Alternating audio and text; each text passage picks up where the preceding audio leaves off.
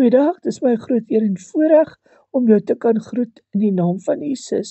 Vandag deel ek graag hierdie stukkie woord met die tema, jy is syne. God vul 'n mens nie net gedeeltelik met die Heilige Gees nie. Die bloed van Jesus reinig nie net 'n sekere persentasie van jou sonde nie. God stort nie net van sy genade oor jou uit nie.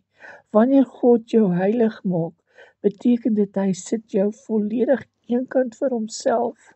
Hy maak aanspraak op elke deel van jou.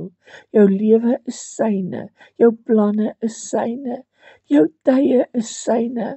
Hy sonder jou af van alles wat verontreinig, sodat jy kan deel in alles wat heilig is.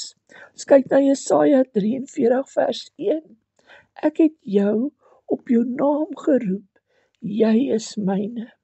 Vader, dankie vir hierdie boodskap, dankie dat ons weer eens kan besef, dat ons aan U behoort. U het ons geroep by die naam, en ons is U kind. Vader, dankie vir hierdie boodskap, mag hierdie boodskap op vrugbare grond val. Ons bid dit in U naam alleen. Amen.